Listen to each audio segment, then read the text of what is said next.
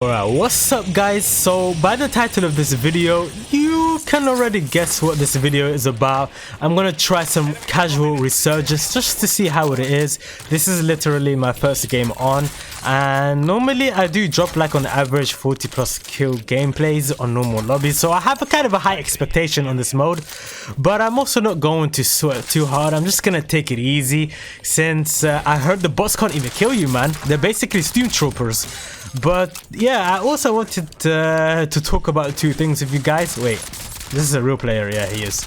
And the first one being like the meta loadouts in this game that are currently really good.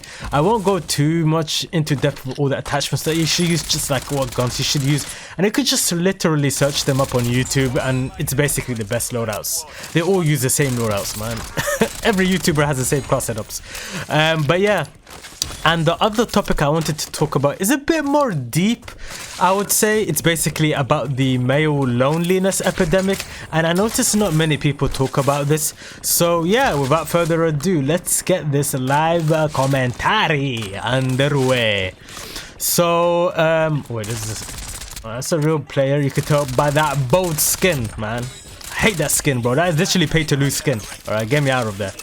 But yeah, with the latest update, they went ahead and made a ton of improvements to attachments, and I mean across the board, for pretty much every weapon. And the result, we're talking better bullet velocity, less recoil, and overall more weapons are creeping into that meta conversation, and things are starting to feel a bit more balanced, which gives us a bit more variety in what's actually viable.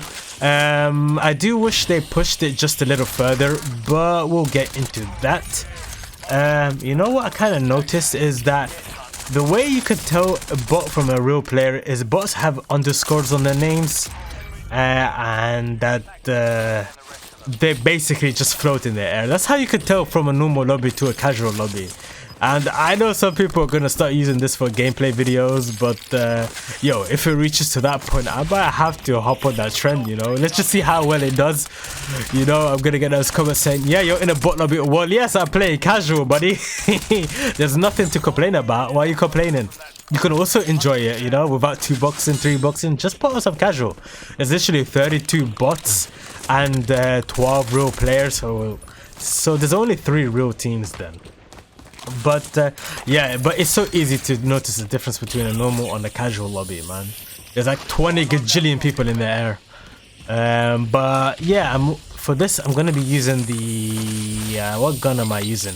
Oh yeah, I'm using the Jackal and the Krieg. So yeah. So the first loadout I want to mention is like a sniper support build, and honestly you can use like a dozen different weapons for the first slot. There's like rifles, some solid SMGs, and then you just pair it up with the HDR. And I know some people prefer the Kar 98, but let's be real, the HDR is still like what most folks are going to default to, and the recent sniper updates weren't impactful enough to take the HDR out of that top spot. Maybe in a dedicated sniper support video I'll probably dive deeper into alternatives, but that's for a future video, but not today. Today we're just gonna be talking about casual setups, like a specific setup. So that kind of setup is designed to be a bit mobile, but a bit more mobile SMG sniper. You're not chasing like a crazy bullet velocity here. It's not necessary, since if you need to kill someone from far away, you just put out the sniper and then boom. That's what the HDR is for. And the build solves for weaknesses by making your rifle or feel like more like an SMG, or your SMG feel like a SMG, blah blah blah. And yeah, you can build your SMG like a rifle, get better range, better bullet velocity, and less recoil. And as for the HDR, is more or less the same as always. Some people might swap out the rear grip for a stock, but that's about it.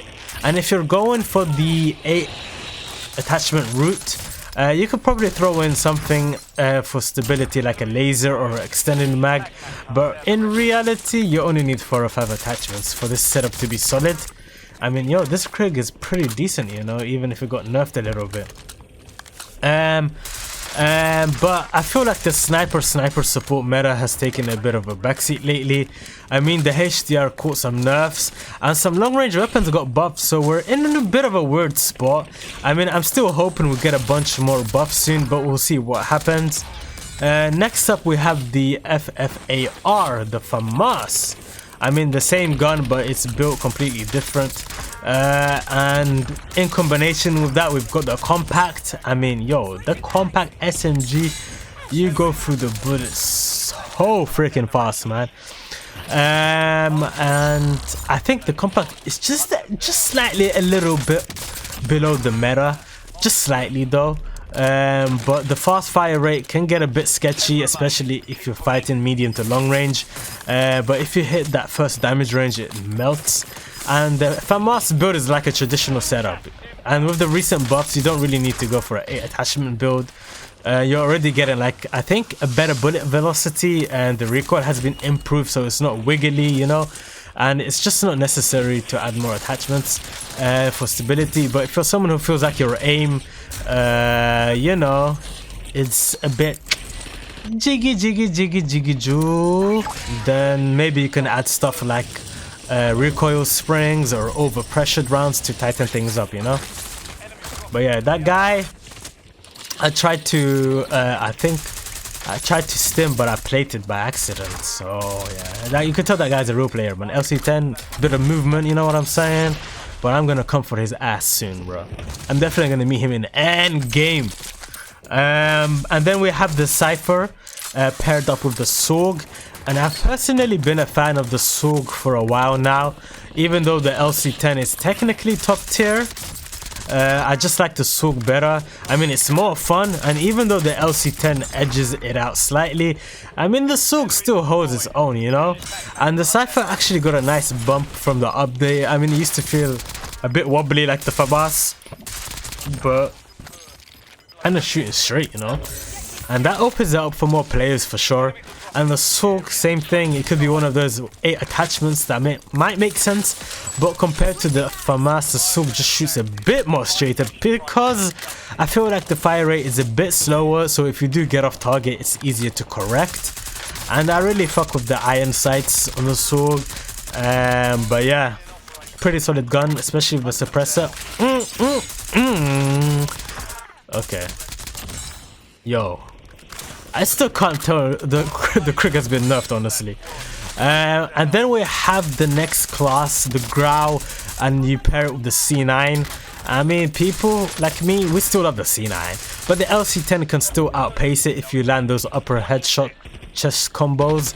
But that said though, the C9 is super competitive in terms of TTK, and the Grau build is the usual. You just go on YouTube, go on best class setup, nothing too crazy. The vertical recoil and the compensator buffs help it shoot even straighter, and there's no real benefit to putting 8 attachments. 5 is all you need. And it's also a good sniper support alternative. If you don't want to use the FAMAS, you can use this. I'm probably gonna use the Grau for my next video also. But you barely need to tweak anything. I mean, it's already got great bullet velocity. And where am I getting shot from? Is that a bot or a real? Is a bot? No, no, it's a real player. Oh my god, this guy. How can you play like that, buddy? Yo, bro, that's the type of guy to still have only 5 kills or 10 kills, 5 kills, you know. But yeah, with all these buffs and nerfs, the meta hasn't shifted too much. I mean, we did get some power creep with the AMAX getting nerfed and the others getting buffed, which opened the door for the DM10, which I'm gonna touch upon in a second with the Grakova. But before that, quick note on the AMAX. Oh my god. And the LC10, the attachment buffs basically offset the nerfs, you know, so they feel pretty much the same. They change things like the arm multiplier a bit, but nothing too crazy that will change the performance of it, man. And there was a couple people talking about the STG. I mean, it sounded cracked on paper. I think it did 38 damage at long range, which is crazy. And I kind of haven't used it yet, and I also haven't seen someone use it in the video. Maybe I'll, you know, just do some tests, see how it feels, and if it's good enough, I'll do a best class setup video on it. But yeah, I mean, from what I remember in Modern Warfare 3, that shit was melting, man. And I can't wait to revisit it. Okay, I think that's a real player, you know, a real squad. Yep. Bodhi. Hey, yo, anyone with this skin is just an easy kill. I swear to God, I just have to be honest right here, bro. These people, they don't know how to play the game. And yeah, I feel like the SCG should be easy to use. Maybe it has a bit of a recoil wiggle, but yeah. And then guns like the Growl and the Kilo, bro, they still beaming, bro. They still straight shooters. They don't kill quite as fast like they used to, but to be honest, I didn't notice a difference when I used it. Yeah. And the last one, so the last guns that I want to talk about is the DM10 and Grokova. So for the DM10, I went with like a 5 attachment build, and you're still getting like really crazy bullet velocity. And thanks to all the buffs, so goddamn 2-3 bullets as long as you put your shots. You are basically putting back shots. Alright. Yep, that was the guy that tried to movement kill me, and he actually succeeded. Oh, give me that specialist, buddy. Yeah, see, he knew what he was doing. But sadly for you, you are out of the race, my boy. Yeah, and then the last gun, Grokova, straightforward. I mean, yo, I've seen an 8 attachment build for the bullet velocity ridiculous. 1650 meters with a pistol that is basically hit sky is ridiculous. I mean, it's huge for shooting people out of the sky if you also have teammates, and you don't even need to lead your shots as much. But it has its weaknesses, you know, and it's a bit paradoxical because past 50 meters it's cheeks the time to kill, so it's about picking your fights and closing the distance. But yeah, personally I think the Krieg still beats it for versatility, and a few other long range options probably edge it out too, but this one slaps in close to mid range fights. I don't know what are these guys doing. I heard you. Get set. Oh, you got hit. Okay, I've been watching a bit too much Zyro, you know what I'm saying? Oh, but yeah, I'll still use the SMG over the Grokova. But yeah, 51 kills, casual. I didn't even sweat. I'm talking to you guys like it's a Monday morning. I mean, yeah. Goddamn, bro. Yo, I feel so guilty right now, bro. This is morally wrong. Feasting and uploading and recording casual gameplay, bro. It feels morally wrong. I feel so guilty right now. Do I care? Just a little bit. Am I gonna use it in future videos? So something hit me recently. There's like one topic I never hear men talk about, and it's relationship maintenance. And I'm not talking about dating or romance. I'm talking family, friendships, you know, the real ones, the lifelong ones.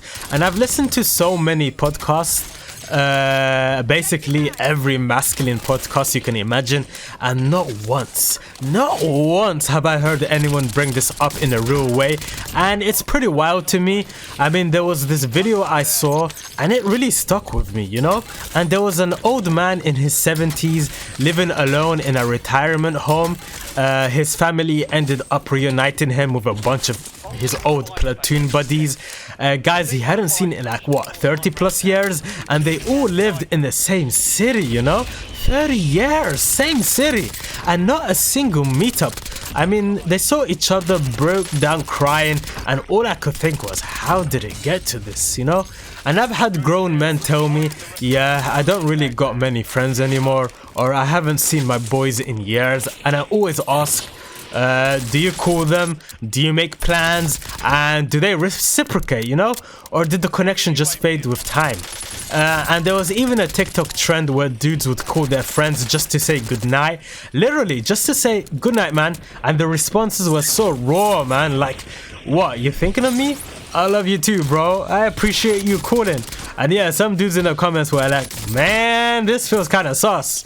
And oh, you know, that's too soft for me, man. But real talk, most men are deeply receptive to love and affection, and when it's genuine and not forced, you know. And the problem is we're just not used to getting it, so we panic. And in my experience, A lot of men just don't prioritize friendships like that, especially once work, family, and life gets in the way. And if they don't have a common thread, like the military or a workplace, that bond just fades, you know, quietly, slowly, until like one day you get that text that someone's gone, you know. And all you can think of at that point is, we used to be so close. What happened, you know? This is a bot. Yeah, they have underscores. Yep, I think I already mentioned this previously, but yeah, if they have underscores in their name, it's a bot. But yeah, you can tell the difference because there's like a gajillion people flying around in the air. So yeah, you can really get exposed easily if you get PRs and people like, you know what, yeah, this is kind of sus. There's like 20 people you're just aim training at, bro. But yeah, I picked up the what am I saying, the M13B, you know. Apparently it received a buff, so you know what, I'm gonna try it out. So far it's interesting, you know. It's a bit wibbly wobbly, you know, a bit autistic. But yeah, you'll be like thinking, we used to be so close, what happened? But you know what happened? Maintenance didn't happen. And men will say they will die for someone, but they won't make a phone call once a week, they won't check in, won't set time aside to grab a coffee or catch a game, and then we act surprised when those friendships dissolve, you know? But it's not rocket science. I mean, if you don't water the plant, it dies. If it dies, it means the water wasn't planted right. That's life. Put the bag in the fries, put the fries in the bag. And if you're watching this and thinking, damn, that might be me, you know, ask yourself this: how often do you make an effort to reach out to your friends? Like even semi-regularly. We always say men don't open up, that we don't talk, but are we actually doing anything to change that? Yo, this Baspi hitting. I should stop saying Baspi, man. M13B. But yeah, are we showing up for the men in our lives? And look, if you do, I respect that. I salute that, but let's be honest, that's the minority. Most people don't invest in their friendships the way they do their cars, their gym routines, or their jobs, which is wild because all those things require regular maintenance. But we treat our friendships like they should just magically last forever. And you know who does this well? Women. The girlies may be annoying about it, as some guys joke, but guess what? They plan, they stay connected. They organize brunches, birthday dinners, trips, and in so many friend groups, it's the women driving the planning. Men, we just go with the flow. If it happens, it happens. And when it finally does, we're like, damn, that was great. We should do it more, you know? But we don't. Most of us see each other at bachelor parties or funerals, or maybe our kids' birthday parties or someone's birthday party. That's it. I mean, every meetup becomes a matter of convenience, and then people act surprised when they don't have real friendships anymore. And here's something even more real. When... oh, 1 second, your buddy is cooking right now. Hey! Oh wait, I'm cooking against the bots, yeah. Man, I feel so guilty, bro. This just feels morally wrong, but it feels so nice, so easy. I could just talk. Bro, if every lobby was like this, I will be uploading every single day, man. Oh my god, the channel will blow up, bro. Commentary, live commentary, talking about random shit while getting 50 bombs, 60 bombs. Whoa! The only drawback is, yeah, people can say, bro, you know, bruh, nah, this ain't it, man. But yo, if it reaches that point, if it gets to that point where normal lobbies are like, nah, man, I'm not even having fun anymore. Hey, but I swear, the only bad thing about this is if you keep playing this mode constantly, you just feel bored, man. Imagine just playing robots all the time, man. But yeah, and what was I talking about? Yeah, it becomes a matter of convenience meeting up. And then people act surprised when they don't have real friendships anymore. And here's something even more real. When men get into long-term relationships, their girlfriend's friends become their new social circle. Double dates, group outings, her friends' boyfriends become your default crew. And when the relationship ends, all of that disappears. Like boom, gone. And now you're alone, and the only friends you got left are the ones you barely kept up with on your own. And actually, while I'm talking about this, I'll give you guys a personal story. Shit, I'm so thirsty right now, man. My throat is so dry. Alright, you just got absolutely wrecked, the eggplant. Is this a real player?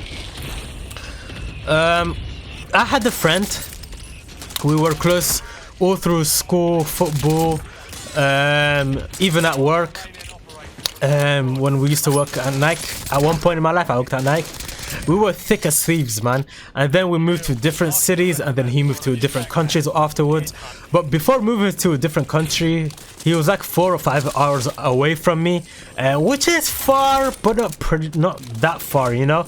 But over time, the calls got less and less, the texts too, and eventually I called him after a while to catch up, and he casually drops, "Oh yeah, I got married."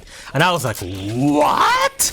That hit hard. Like, not only was I not invited, I wasn't even told. There was no beef between us, nothing bad happened, we were still cool, but we had grown that far apart. It hurt, man. And the worst part, I had to call him to find out. And yeah, part of it is on me. I know that. I didn't maintain the friendship either, and it wasn't a him thing, it was an us thing. And we didn't do what was necessary to keep that relationship alive. And when that realization hits you, it stings, bro. Not because you're angry, but because it's real. And I take full accountability for that. I mean, I've always been bad at texting, horrible at replying to messages. Sometimes I wait so long to respond. Okay, thank God he's a bot. Wait. This guy ain't a bot. This guy is just trash. And sometimes I wait so long to respond, I feel like I can't anymore. Like, what's even the point? But now I'm making more of an effort. I'm calling more, I'm checking in, showing up for the people in my life, and it's been honestly really rewarding. People notice small things like that, you know, and they feel better treated, and that to me is the point. And you see, friendships between men often get described like this. We're homies, we don't talk for 10 years and it's still all love. And yeah, it's kind of true, but it's also kind of not. Just because there's no beef doesn't mean the relationship isn't damaged. And especially if you live in the same city and you still never link up, it's still kind of messed up. And in time, missed events, unreturned calls, and unspoken feelings generally build up, and it's death by 1,000 tiny rejections until one day the friendship is just poof, just gone like that, and no one can pinpoint when or why. You just stop showing up. And I've got people I used to be tight with, you know, but now it's just birthdays and dry happy holiday texts. I don't see their kids. Well, I'm too young to have kids, maybe in a couple of years time, but yeah, I'm not part of their lives like that anymore. And I've had enough of those moments to finally get it, you know. And there was this moment recently, we were all sitting at a friend's restaurant. He just opened it, and I known the guy for 10-15 years. I watched him grow from a food cart dream to owning a whole spot, opening a second one, and I just sat there for a second like, this is beautiful, man. And this is what history between people feels like. Watching your friend's story unfold, being part of their hero's journey. You don't just support them, you belong to their world. That shared history is priceless. But that only happens if you put in the time. Alright, I'm fighting a weird team. They're all stacking, bro. All 4 of them. Disgusting rats. Oh my god, bro. And yeah, same thing with my roommate. We lived together for 10 years. That's not what made us family. It's the effort that we've made to show up for each other through everything. And I'm saying that, why is nobody talking about this, you know? Alright, I'm kind of screwed here. Wait. But yeah, why don't people teach men? Yeah, I'm dead. Yeah, 47 on the board. Oh, there was no way, bro. But yeah, why don't people teach men how to do the little labor required to keep a friendship alive? There was no video about that, no YouTube video or any social media. And I say this because I want you guys to have that, you know? I know so many people who say, man, I don't have friends anymore. Okay, but are you doing the work? And if you are, and no one's reciprocating, then go find people who will, you know? Because you deserve that effort in return. And at the end of the day, friendship is like everything else that matters in life. You want it to last, you have to invest regularly. That's it. That's all I wanted to share. Let me know what you guys think in the comments below. Have you ever lost a friend because of this? Are you the one putting in effort, or maybe you're the one who's been slipping? Either way, let's talk about it. I'll catch you guys in the next one. Peace.